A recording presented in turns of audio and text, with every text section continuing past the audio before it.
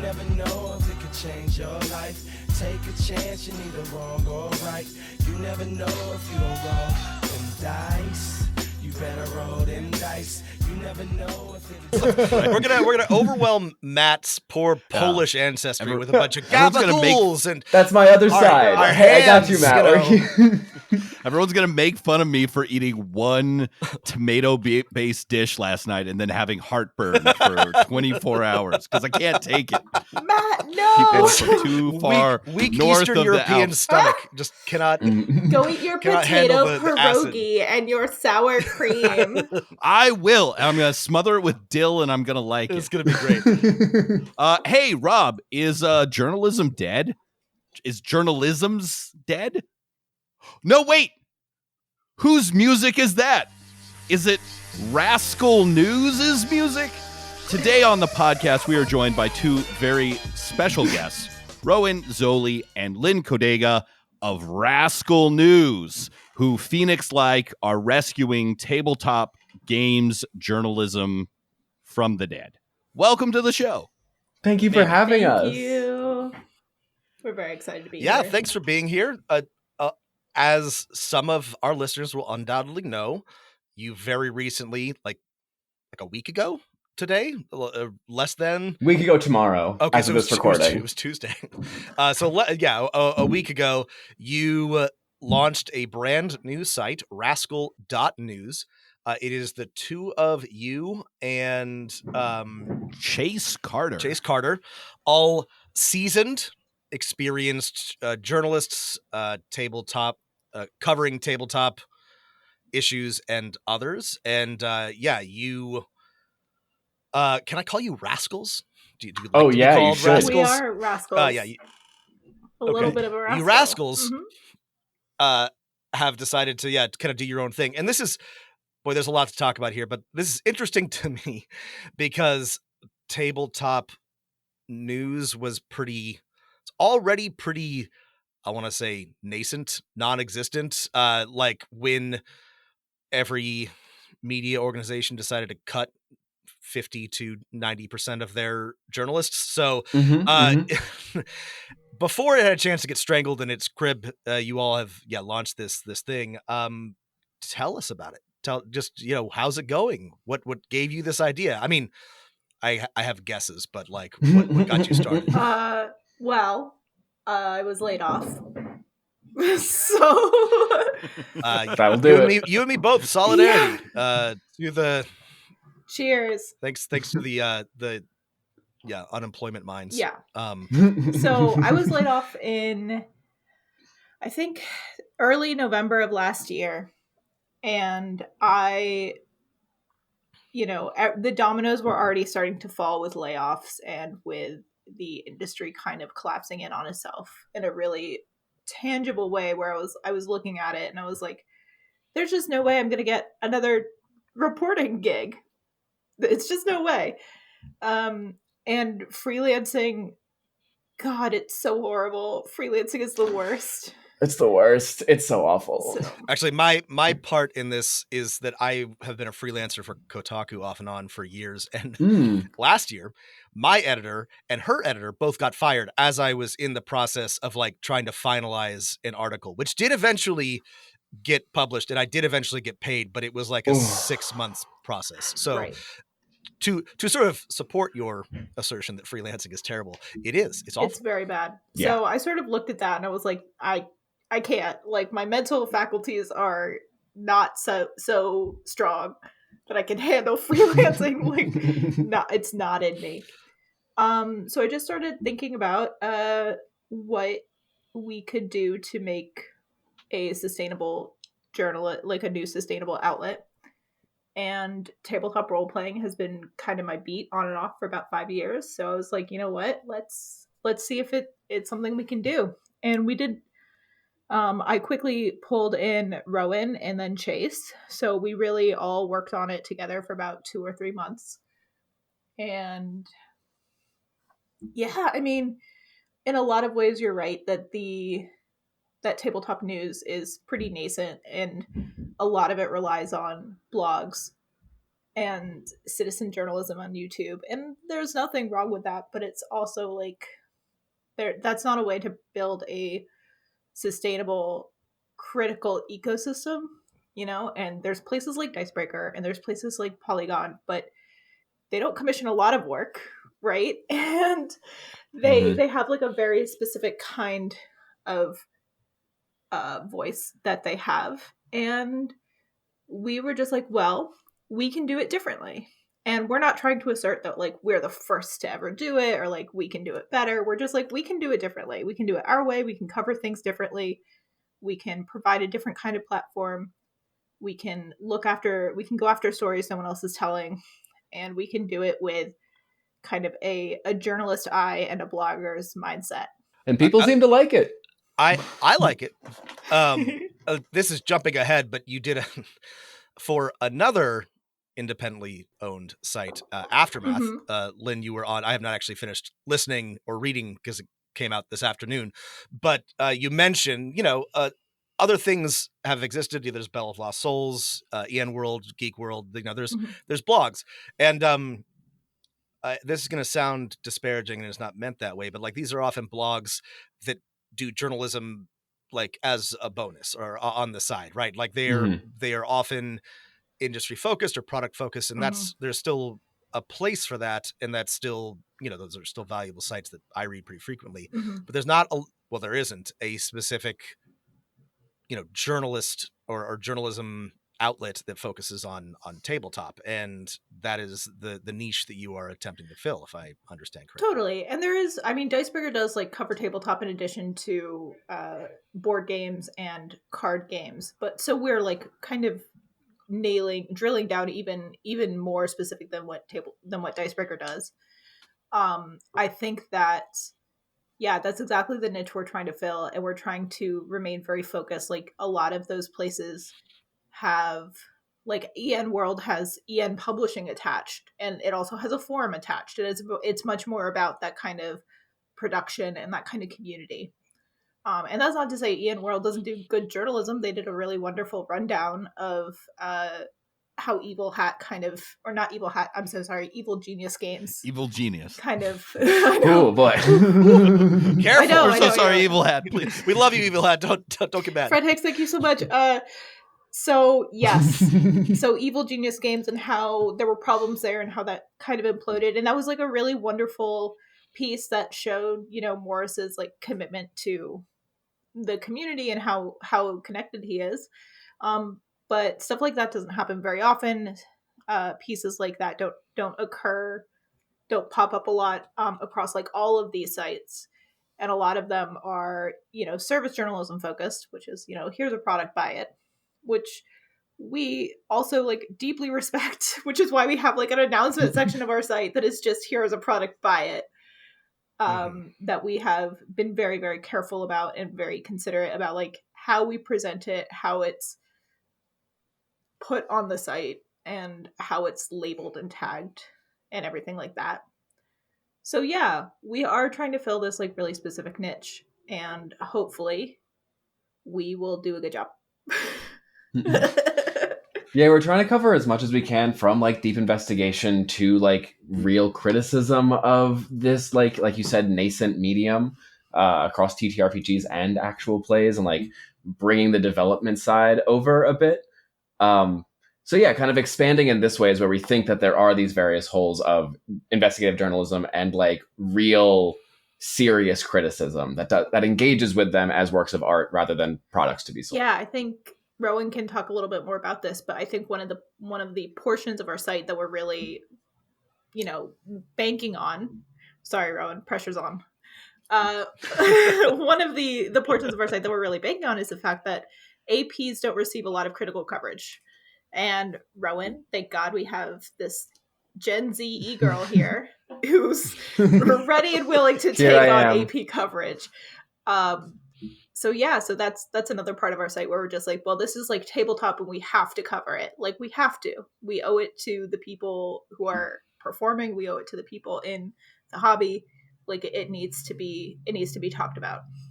I think this is so interesting, and I'm really interested to see where it goes. Some some people, not me, but some people might say, well, actual plays, like, well, that's not worthy of journalistic coverage. But it reminds me that like the New York Times still has a ballet critic, I think, and like like opera and dance. And this is not me saying that those things don't deserve to exist. Like I'm just saying that those have fewer attendees and patrons than your average Critical Role episode. So clearly this is something that deserves a journalistic and critical eye. I think that very much justifies it. And there's a lot going. I don't know. Me personally, I have ADHD, and it's very hard for me to watch an actual play. I like that they exist. I think they're neat. I can't keep up. So I would love if there were more written pieces about what's happening in the world of actual plays, and there is not a whole lot. So this is one aspect of your site that I am particularly, me personally, looking forward to. Thank you. Yeah, I'm really excited for it as well. I think something that's really interesting about all of the critics that you named for ballet, for more traditional mediums of art, is that these are all like really significant class signifiers. Like if you are into ballet, if you are into opera, if you are into theater, you are a cultured member of the upper class. Whereas tabletop actual plays don't have that same moniker. They are really being driven forward in a lot of different ways. They were at one point a very specific demographic, and now they have expanded to include so many types of peoples, like people of color, disabled people, trans people, queer people, just so like so many different groups are represented within actual play, that I think that's part of the reason why it's not taken as seriously these more established mediums. And having these places of access for people of different abilities. Like I also have ADHD personally, not a huge streaming fan, but I still think it's a really valuable piece of the medium. But my job as a critic, what I want to be doing is to represent people who don't have 4 hours every week to watch a stream, but want like a half hour to 2 hour episode of a really tightly edited, perfectly produced actual play, and then building on that tradition to make a more developed medium so other people can meet these standards that are being artistically pushed in all these different areas. Actually, this is a great opportunity for me to give an example to our listeners of what sorts of writing you can find on Rascal.news, because I read a great article today by Chase about ADHD games. Actually, it made me incredibly stressed out to read it, because these are games that are designed and written by people with ADHD to try to sort of like model the experience. One is called My Brain is a Stick of Butter. And the other one is Soft Focuses. And Chase is writing about sort of his experience trying to play and write about these games. I found it very, very interesting and very relatable. But this was, again, as a writer and horrible nerd, like this is the perfect way to tell me about a thing and also like make me interested in the hearing about it. It's, Chase did a really good job of describing his experience and also describing the thing in question, which is these two games about the ADHD experience. And that's this is what I love about sites like one of the sites that you're modeled after, Defector, is that they can do sort of just like Defector has a bunch of great articles about very specific sports things. It's a bunch of ex-Deadspin writers, but also they have the leeway to sort of just like write whatever they want. And sometimes there's some really like just great pieces that are, tangentially sports related or not sports related at all, that are, would not happen if you were under the gun of a, Geo Media type place. And I think that's really valuable. Yeah, I mean, one of my favorite Defector articles is a hot pink bitch named Breakfast. And I've sort of... I know that one. That's it's great. A good one. It's yeah. For those of you who don't understand who a hot pink bitch named Breakfast is, it's this investigation into like this hot pink Pomeranian that was like posted on a dog lover's site that only had the title, this hot pink bitch is named Breakfast. So someone was like, I want to find Breakfast. So they did, and they wrote about it for Defector. It's really like just such a funny little blog, but also very, very cool. And that was one of those articles that I put into our like planning and our Slack, and I was like, I want to leave room for a hot pink bitch named Breakfast to come into our lives. But yeah, I think that Rowan can definitely talk about this because she's encountered like a couple articles where I was like, we can't publish this, right? Because we are, still trying to attract people who want to read what we write, but we are very much allowing ourselves to publish work that would be otherwise unpublishable elsewhere. Rowan, do you want to talk about those articles? You mean the ones that I just published? The ones that came out this week? I think that the ones that you had to split in two. Yeah. So currently, I have a piece that just came out last week that I had to split in two because I am a very long-winded talker, as we have learned just based on my one monologue in this podcast alone. But I really love to like learn and talk to smart people, talk about smart things. And we cover such a gamut of experience. I got to speak with Montana State Representative Zoe Zephyr and like independent journalist Aaron Reed. So I got to talk to a politician and one of the foremost journalists in the anti-trans like coverage space, who's also an independent journalist. Yes, a very important aspect, who is also reader funded, so that is how she gets to do her work. And I got to talk to them about Dungeons and Dragons and how TTRPGs intersect with their lives because they just so happen to love them. And like that is not a thing that I could get really anywhere else. And getting to dive in deep with actual play creators about their process and talk about things that probably wouldn't get space on other publications. So this is where I have to let me try to be a good interviewer and challenge you a little bit about your model, right? So Yes. like Defector, like Aftermath, like a few other sites that have popped up in the ruins of various larger sites, you're reader funded, and Defector has been positive. They published their financials, or they publish them pretty frequently, and they're doing just fine. That's a big site with some big names attached to it. Are you concerned about your ability to maintain this, to be profitable, to continue to do the work that you do? Every fucking day. Every goddamn day, Rob. Way to go, Rob. Mm-hmm. Yeah. Yes. Obviously that's like a huge concern, and we are. I know it's just like 1 week, so it's not very nice to ask you about that. But like I do sort of, I want to ask you the big business question, like the big, outstanding thing.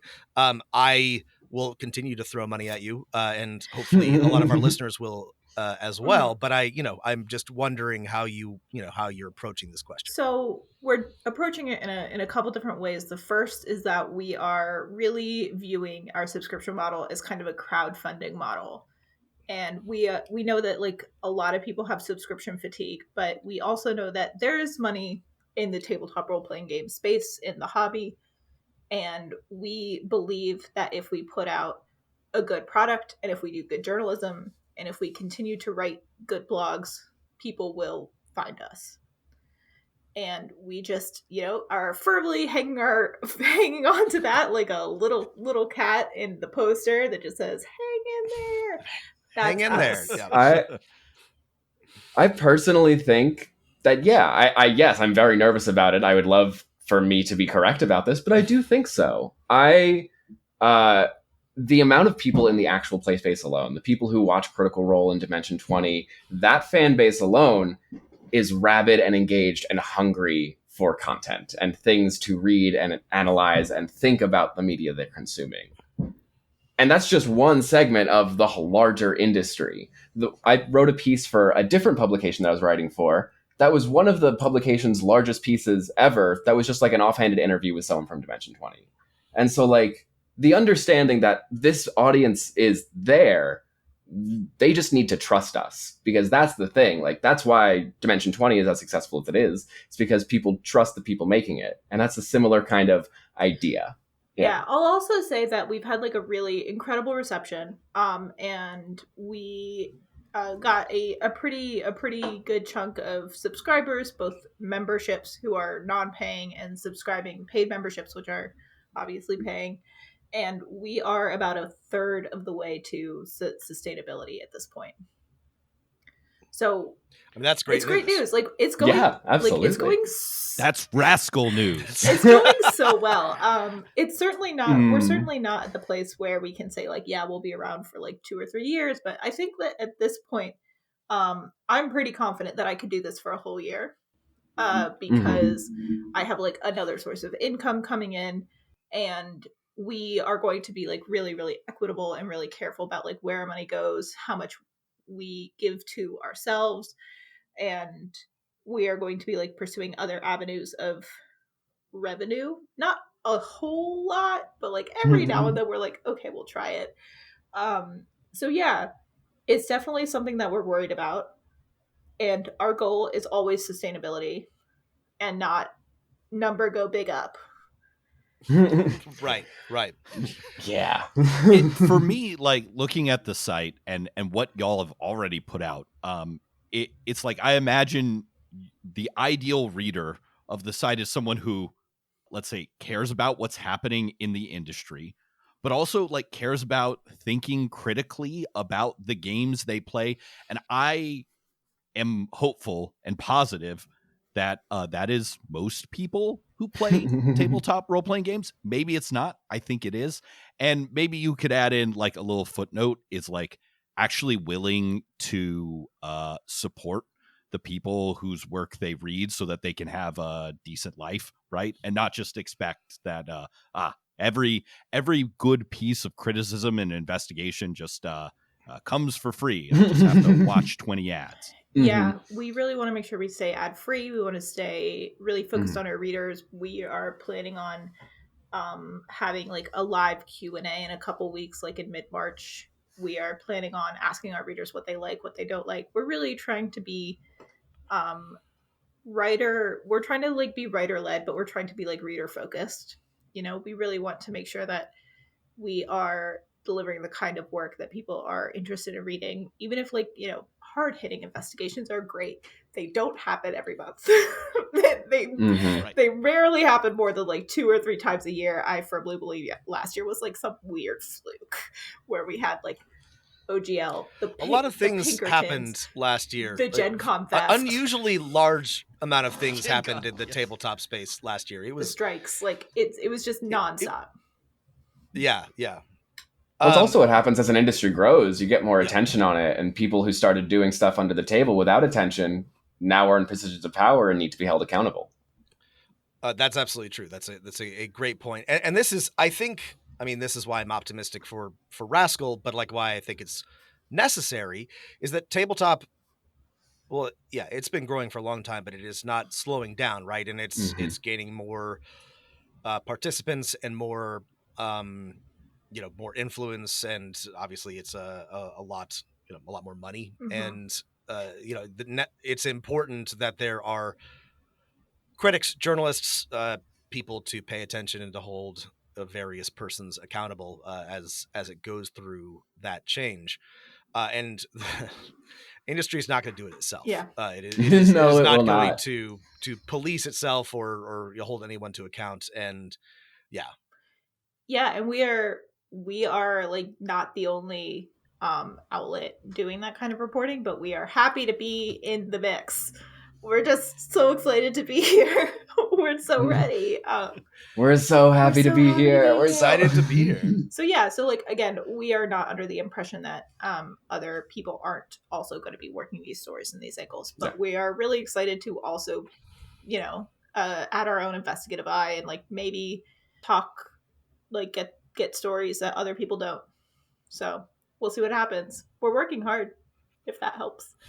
I mean, y'all say you're just happy to be here, but with the two of you plus Chase, I feel like that's a significant percentage of the people who are qualified and interested in writing as journalists about TTRPGs. I'm not going to say what that percentage is. I mean, we're not trying to denigrate. It seems like a large percentage. Any of the other people who are working on this, but they're just, they're not that many people, right? And the fact that there are 3 of you is a large percentage. Yeah, not how big is another question, but that's a a significant chunk of the people who do and are qualified to write about this subject matter. Right. That's part of what we're really also like trying to do long term with Rascal, if we do get to stay here, is make Rascal an incubator for people who want to be journalists in the space. So making contributorships, making fellowships, growing our staff when it's possible to make it so that way we can have more diverse voices, but also like you have to come from a certain level of privilege to be able to do journalism, especially niche journalism. And so making that pathway and that access point easier for people and more sustainable long term is really part of what we're trying to do as well. That's the foundation we're trying to lay on top of or underneath the great journalism we are really striving to do. Yeah, I mean, there's just not a lot of people reporting on tabletop role-playing games is just like the fact. Like, it's just a fact. There's just not a lot of people doing it in English. There's not a lot of people doing it in Spanish. There's not a lot of people doing it in any language anywhere. It's just like not getting attention. It's not getting outlets are just simply not built for tabletop journalism. Even Polygon, which again, we love Polygon. Charlie Hall's like a really wonderful colleague in the space. It's just him.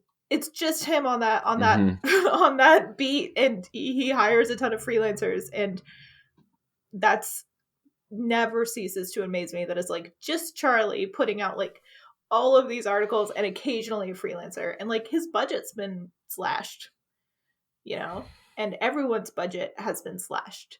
And if it hasn't been slashed, people have been laid off. Like, it's just, there's no room for tabletop news in traditional outlets and legacy media, which is, again, one of the reasons why we sort of all looked around and we're like, we gotta do this now. Like, there's no other option. Yeah, it's a grim time for journalism. Yeah, it's a little bleak. In general. I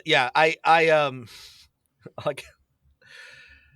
I'm trying to think of like a positive thing. Well, this is what gives me hope about this. But yeah. Yeah, this is what gives me hope, is like the fact that we are doing this and the fact that we were so warmly recepted immediately. Like, that is a testament to what people want. I feel like a lot of the times we live in a world that is very hopeless, that is like designed to be like, hey, you can't have hope, nothing can ever change, so just like lay down and deal with it, like suffer, and that's all you can do. But what we're trying to do with Rascal, and I think what a lot of people are trying to do with tabletop games in general, is imagine new possibilities for what could be, and imagine ways that we can change the way things have been.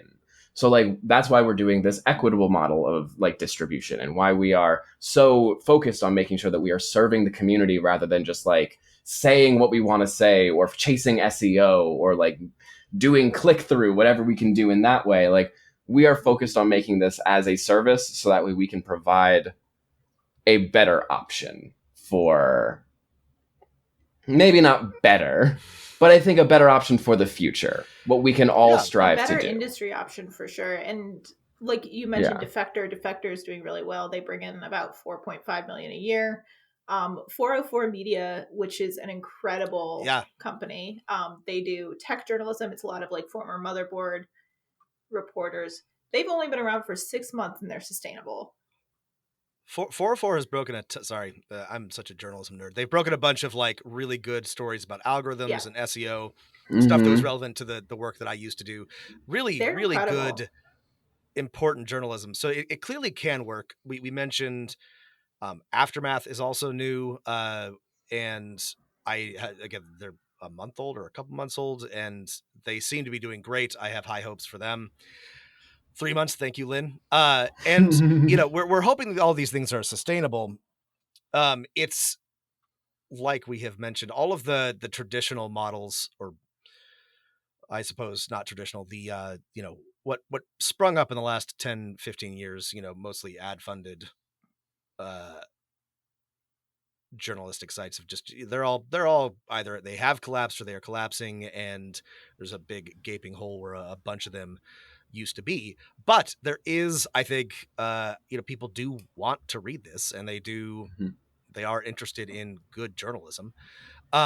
So let me ask you, let's pivot to the positive. What are you excited? You've already told us a little bit about this, but like, what are you excited to cover and write about as Rascal moves forward? Like, what are you interested in as individuals and as a site?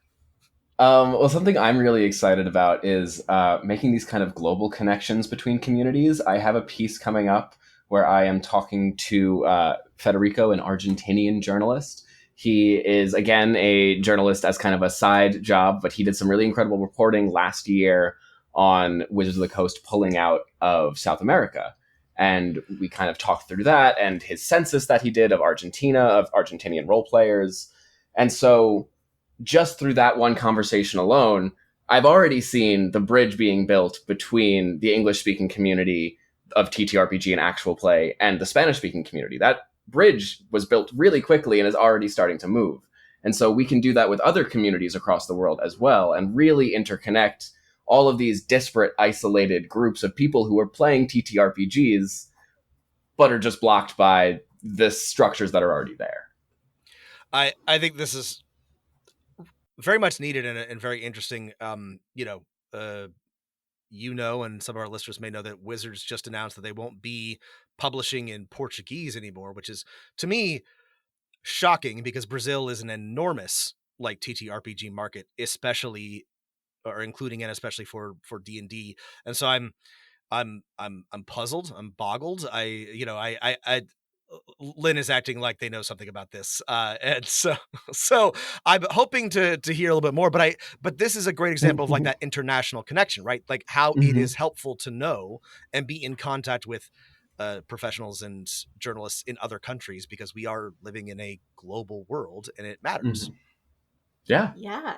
I mean, I also want to reiterate what Rowan mentioned, what you just mentioned, that I'm interested in international games. I'm interested in games from Brazil, games from Japan, games from the global south in general, games from Italy also. Like, there's a really incredible game scene in Italy. Like, Fabula Ultima was an Italian game that was translated, and that swept the Yennies last year. Free League Swedish, but also not an American game company, and like has a very different ethos in a lot of ways. So definitely interested in international games. I'm definitely interested in doing reviews of indie games and doing like some short, concise reviews that like really dig into like what is this indie game saying and like that kind of critique. I'm interested in doing investigations and like doing that kind of like really intense reporting work. It's very fun for me, and it just like there's something in my brain that just like likes it a lot. It can be a problem, but I enjoy it a lot. When I say it can be a problem, I mean it can be a problem for Rowan and Chase when I just cannot stop talking. We have to be like, hey, Lynn, come back. Why does this matter? What? It's so funny. And then I was like working on this one thing, and Chase was like, why don't you work on something that requires like less formatting? And I'm just like looking at my Notion, which has like tables, a database, like toggles, and Chase is like, you need to chill the fuck out. And I'm like, deep breaths. So I can like go into that rabbit hole very, very quickly. But another thing that I'm really, really, really excited about is to just have a place where we can offer cultural criticism, where we can look at games and we can tie it to culture, where we can look at actual plays, tie it to culture, where we can look at like LARPs, tie it to culture, where we can sort of say like, the reason that games in the 90s dealt with like alternate, like a hidden world, right? So many games in the 90s had like, there's this hidden magical world, or like there's this hidden world of vampires, or like there's cults all around and they know the truth. So many games in the 90s like dealt with that because of like the culture of the 90s, where people were really struggling to like find identity, because people were really struggling to understand the technological movement that was happening like super, super fast. So I'm really interested in having a space, like a non-academic space, where you can actually like dive into these critiques of games and game design and tying it back to like why it matters right now and why it's a reflection of the culture we are currently living in. Games are, they rate, tabletop ranges an awful large swath of the population and obviously is varied in a lot of different ways, but there are some shockingly smart people who are writing games Mhm. and doing Mhm. some really like interesting and avant-garde stuff with them. And I think that, that deserves thought and critical review. And it's honestly, it's hard to do. I read, I will read or play games that just, sort of like, scramble my brains, and I'm like, what, it's hard to, it's both like rewarding, but like also difficult to engage with, right? Because you're sort of operating in this, like we mentioned, like nascent space where a lot of this stuff is very new and very experimental and very, it can be isolating. It can be very, very niche. I don't know. This is I don't know, kind of like the thesis of this stupid podcast that Matt and I do is, there's people are, there's more popular than ever, and people are coming to the hobby in, more and more every year. I think there's a lot to recommend it. I think that it's a good, like Rowan was saying at the beginning, there's a lot about playing tabletop at this moment in time that is very, very interesting and rewarding and different.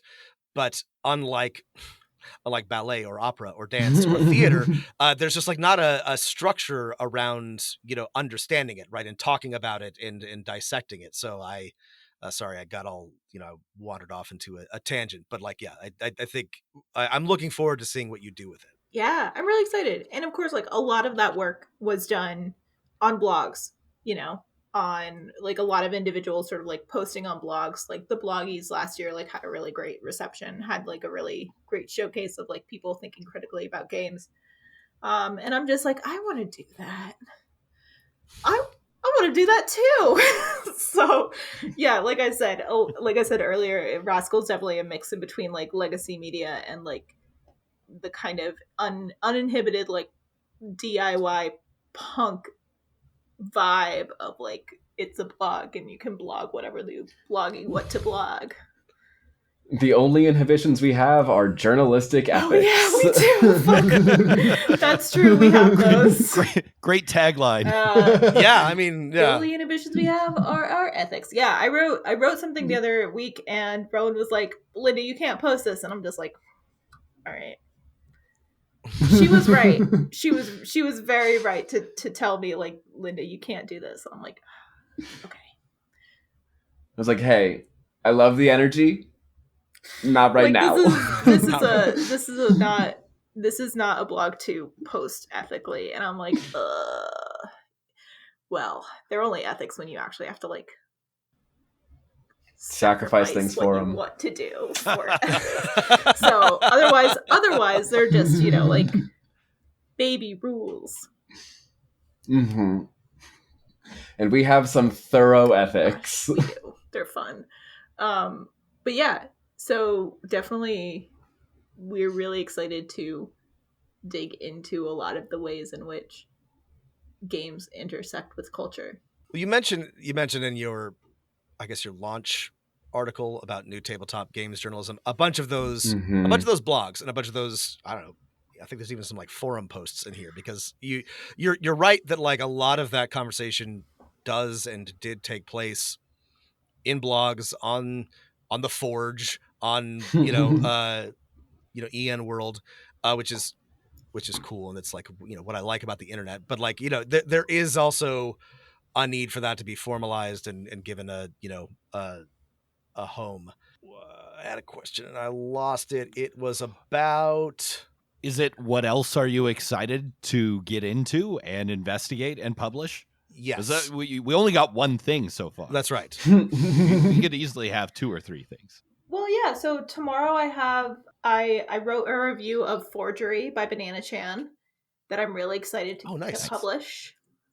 Really excited about that one. And then on Wednesday and Thursday, Rowan has another 2-part interview because she cannot stop talking to cool people. It's ridiculous. I can't. Yeah, I'm very excited. That's a piece where I speak to the producers of Harlem Hellfighters Never Die by Queen's Court Games. They are... Yeah, it's a really fantastic all-black actual play set during the Harlem Renaissance. It's a Lovecraftian horror. It is a really, really interesting piece that it's like both just a very good actual play with very well done production, and I break that down a bit in the first article and talk about how the themes of journalism connect to what we're doing. And then in the second article, talk a bit and examine like the socio-cultural dynamics of the tabletop space and being Black within the tabletop space, and how that actual play piece fits within the larger tradition of Black horror, and how it is enabled to explore that through the medium. So getting to really dive into the deep nitty-gritty ways that all of these things intersect and overlap, like Lynn was just saying, about how it's all interconnected. We're talking about culture through talking about games. Yeah. I'm also really excited. So one of our recurring columns is going to be called Lay It on the Table, because we couldn't find anything else that worked. So we're just like, this is kind of lame, but we're doing it. Because we have embraced cringe. Anyway, we are cringe, but we are free. So every Friday we're publishing a Lay It on the Table column, which is when one of the Rascals talks about a game that they have played. And not even over the past week, just like a game that they have played. And Chase's game, Chase's Lay It on the Table, is going to be our first one on Friday, and it's about Delta Green. And it's like, it goes into his characters, like what Delta Green means as a game, etc. And it is a toit 1,500 words. Beautiful. We love it. And then I wrote one about Orbital Blues that is like 3,200 words. So we'll see if it stays that long. But I got like really into it. I don't know what to tell you. I just got really emotional over my sad space cowboys. So we're really excited to see how that continues, and hopefully get pieces that are shorter than 3,000 words next time. That's why you divide them into two parts. What can I say? That's why you do a two-parter. That's right. It's an old journalism. That's right. Old journalism trick. This one weird trick. Yeah. Editors don't want you to know. Hate this weird trick. So yeah, I'm excited for that. One of the things I'm also excited about is when we sort of get more into the swing of things, we have sort of decided that like we are going to dedicate like a portion of our week to playing games with each other, because that's going to be our jobs. So yes. I'm really excited to run a Blaze in the Dark campaign. Nice. Like maybe it'll be like Thursdays from like 1 to 4. It's just like all the Rascals get together and like we play Blaze in the Dark for 3 hours during our workday. Who knows? Which would be great. Be a dream. I mean, this is I'm so glad to hear you say that, because this is a really challenging part of what we do as well. Like we talk, Matt and I talk about a lot of games that we have either played once or just read, because we do run games and play games. We only have so many hours in the day, and it's just like a challenge of this medium to like talk about games when you have to find at least 2 other people and several hours to properly review them. So yeah, I know that you all have limited time, but I think that's it shows that you are taking it seriously. I would love to hear about that Blades in the Dark game. So actually, this actually leads me to like another article that I'm planning on writing, is that I firmly believe that you don't have to play a game in order to critique a game. I agree. I agree. I happen to think, otherwise we wouldn't have a show anymore. We still do it. I happen to believe that it is useful context, that it's valuable, to fully like give a nuanced review. I do not think it is necessary. Totally. But yeah. I mean, I don't know. I think that I have like mixed feelings. I think that like there's nothing wrong with like playing a game and reviewing it, and I think that's a totally legit and fine way to play games. And I also think it's totally fine to like read a game and review it, and you have just as a valid and considerate review as someone who's like played it. And I think a large part of that is because like when you read the game, you have the unfiltered text from the author. And when you play a game, you bring in your own expectations, you bring in your players' expectations, and you sort of add all of these layers in between you and the original work. Like sometimes that helps, and then sometimes it actually gives you a distorted view of what the game, again, I'm using air quotes, I'm sorry, this is an audio medium, what the game, air quotes, is. I always feel like my reviews of games I've actually run are like 1,000% more positive, because after the experience of playing, it's like, Because you you're know, not to be like Yeah. I'm so good, but like I've been around the block enough that I could maybe take any set of mechanics and kind of make them work and have a lot of Also- fun. Like I know I'm not gonna not Yeah, have because you fun, were playing know? games with it's your like friends. it's an RPG. Yeah. You're like hanging out with your friends and like talking about imagination. Like, of course you're gonna have a good time. This is the magic of TTRPGs. I don't know I'm always going to have fun if I play Spirit Island or whatever new board game that somehow like makes me angry. But I know with an RPG, Matt's very I'll get to roleplay a he's character, very curmudgeonly and it'll be about fun. new games. Yeah, I know. Well, I mean, but not about. But by role-playing the games. Yeah, same that's the token, point, like right? again, I'm in agreement. But like playing game in the other direction, like running and playing other games often recontextualizes what I have been playing. I'm not going to name any particular highly popular world dominating role play game, but like playing others has really like I would go back and change my initial review of certain games having that context. But you're right that like I do think that probably the most instructive review is one that is just what is in this, how what is in the book that I have been given. But I do think that there is also, I don't know, maybe a secondary or a supplementary review that's like, how does this play? I mean, because there is but Matt's also right. You're with your friends, you're hanging out. You are an experienced GM. You know how to adapt. So like that's hardly it's different. Yeah.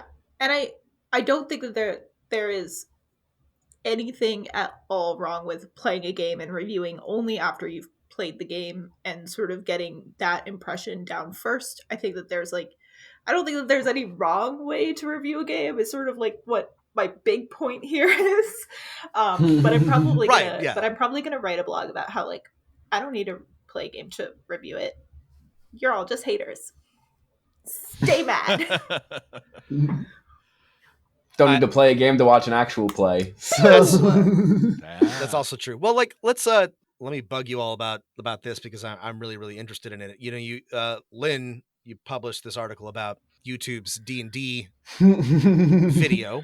Sorry, not D&D. Sorry, I already made this mistake. It was a TTRPG video about actual plays, but the point that you make, which is correct, is that it's 99% Dungeons and Dragons. You very thoroughly went through it to find the 1.5 the one Chaosium reference. What one video that is not D&D.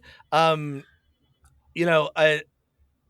think that this is just classic YouTube, but it's also like it's very, very interesting to me. Like, what do you think? Let's pivot to sort of like actual plays. Like, what do you think is coming in that direction, right? Like, what do you see changing, and how do you expect that Rascal is going to be covering that going forward? Rowan, how do you see actual sorry, play this is really a question for Rowan. No, sorry. Yeah. There's Lynn's article that made me think about it, but it's really Rowan's. It is Rowan's beat. Well, let's put a fun little pin in that. In the first draft that Lynn did of that YouTube article, I had to go through and be like, hey, you hate this. That's so fair, and you're right. Why? Tell me why. The recurring joke is that like we quote the Backstreet Boys a lot because we are just like, tell me why. Tell me why. Tell me why. Exactly. Yeah. So exactly. So that's a big recurring joke. Anyway. Tell me why. But yeah, so that's basically what we've had to do for our edits back and forth to each other for our like criticisms of things that we maybe don't like. But my goal for actual play moving forward, the coverage that I do there is to uplift the work of smaller creators who are really pushing things in the medium, people who are not the big names, who don't have the budgets per se, who are like, oh, you're doing some medium defining work over here. Like you are doing interesting things if you're doing it remotely with editing and sound design and overlay, or if you're doing it in person in Studio One, how you are engaging with set dressing and costuming and lighting and the performance itself, and then like thematic analysis a bit. And then when it comes to larger actual plays that have corporate funding, that is becoming a bit more popular right now, holding those to a standard of, okay, well, you are making media for mass consumption. What is this that you are making? What is your intention behind it? Is your intention behind it to make a work of art? Is your intention behind it to be in community with the other people making actual play? Or are you making something just to sell a product? Are you making something that is just supposed to be like capital C content, as I say in one of the articles that I have on the site already? And really trying to go down like this, how in this nascent medium that is still developing, that we are watching come to maturation, how can we make sure that the heart of this like folk art, which is what essentially actual play is, just a bunch of people telling stories around a campfire, but there's no fire and instead there are dice, like how do we keep that at the heart of it without capitalism doing its thing and destroying the art that people are trying to make? How do we make sure that the people who are doing it, because it's beautiful and an incredibly human thing to do, get the money to be able to keep doing it? This is really interesting, and I'm gonna. This isn't, now we're just talking about actual plays, but I just want to bug you about this.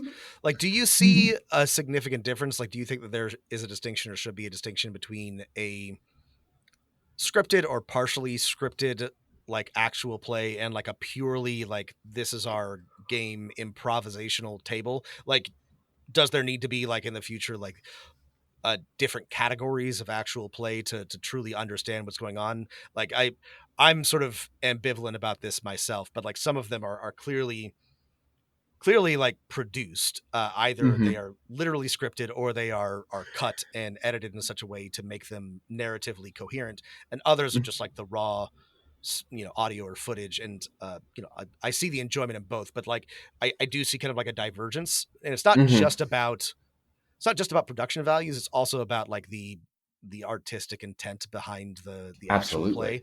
Anyway, sorry, I'm curious about your thoughts on this as somebody who knows a lot more. Yeah. So this is actually a conversation I have a lot with a lot of various different people in the industry. One of them notably being Dr. Emily Friedman, who does a lot of really incredible work in the actual play space. We have a similar but slightly different opinion about this. I do think that actual play is like the core term that we should be using as we are defining a new medium, because people are like, oh, well, it's not actual play. Yeah, but like movies, if we're going to go back and do etymology, like if we're going to play this game, then we can talk about that about every single word that's ever existed. But if we're trying to just agree on a common ground, I think actual play as a core term is kind of what we should stick with, and then modulate from that, which is kind of where Dr. Friedman sits. I think that kind of going even further than that, we need to think of new terms, and we need to develop these new terms, which is actually a conversation I have quite frequently. Again, like there's a term that we're trying to figure out right now for what is an actual play that is made as a content branch of a pre-existing studio, like how Smosh did their Smosh D&D. Like, they're not trying to make an actual play as a piece of art. They're trying to do something different and just play D&D, but it's still an actual play.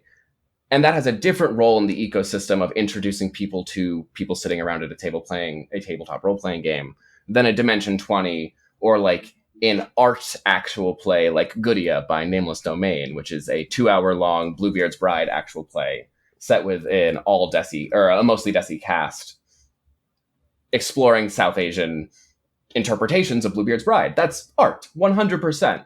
Very different thing. And so finding these different categorizations is going to be an emergent discussion, I think. But I think creating false divides between like, this is actual play, this is not actual play, only does a disservice to everyone in the community.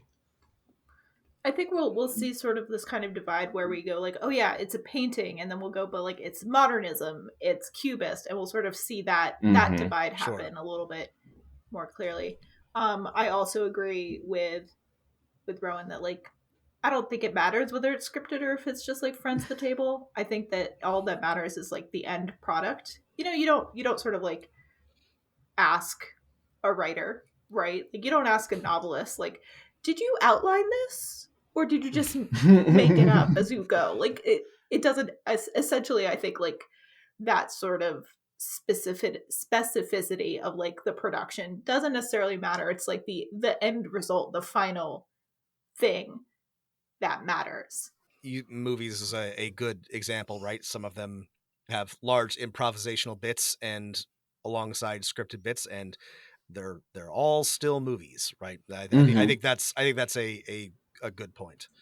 Boy, I What could talk to you else? two all day, but Yeah, I know. Have Matt, we- do you have any We like would last? love to have you on the podcast Have for we the next convinced you week. we're smart? But Yes, yes, you have. And well, we only invited you Listen. on because we knew you were smart in the first place, Aw. so you didn't have to. That's not No, true. no, we're smart. I mean, I it is, but it promise we're isn't. smart. Yeah.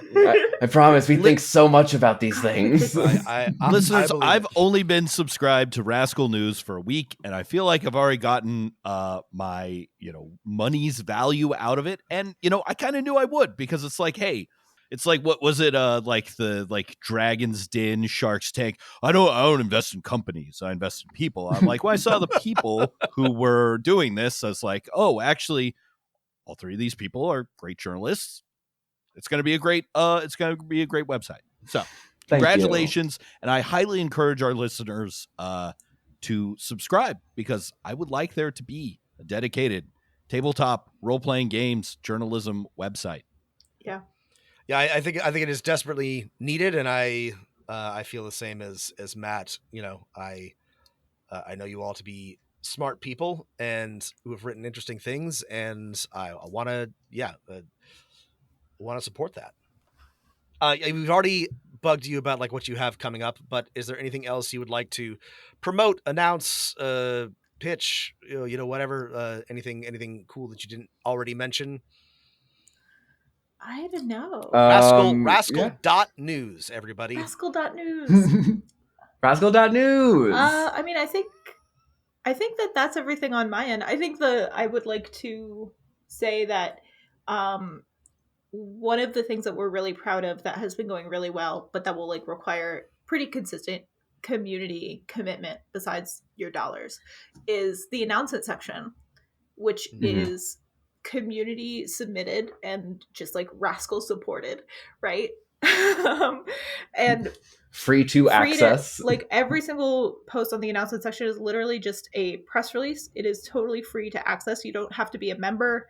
You don't have to pay us. You can just look at the announcement section and see a lot of like crowdfunding campaigns and award shows and convention announcements.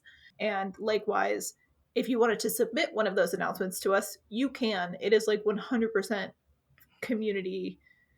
a community service that we have decided that like this is something that we want to offer that like we don't want to make money off. So yeah, I think that that's something that we really felt very strongly that was something we wanted to like open with, right? We made it like a priority for us to figure out like, okay, how are we going to do this announcement section in a way that is like sustainable for us and also accessible to literally everybody. So we're really proud of that. So that's kind of the opposite of like trying to sell people things. It's literally just being like, here, let us help you. Here's a place where people can find your things. Yeah. So we're really excited about that. We're really pleased about it. I don't know. I don't think I can tell you much else. There's going to be, I think the other thing is there will be a live Q&A sometime in March. That we'll sort of talk about how it's going and the mistakes we've made and the problems we've run into and what we would do differently next time. So yeah, I'm excited about those two things, I think. Yeah, I'm just really excited to be able to keep doing this. I have been freelance my whole professional life because I graduated into the pandemic, and I've been building stuff from the ground up since then. And I'm really excited to now be building something that feels like there could be a future in it. Oh, Hell last thing. If you, the listener, have a story, if you know that someone is behaving badly, or if you want to... Yes. Wrongdoers beware. Yes. Or if you want to slip me another contract that, whatever, you can send a confidential email to tips@rascal.news. And it's treated as confidential from the minute it lands in that inbox, and nothing gets published without very, very going through like a very rigorous process that is outlined in our ethics and standards.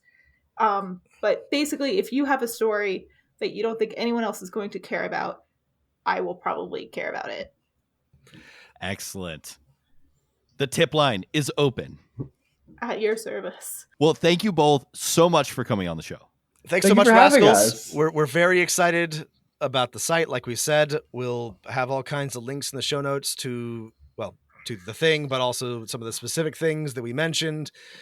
Please do, as things progress, let us know, and we will share them on our socials. And we'll be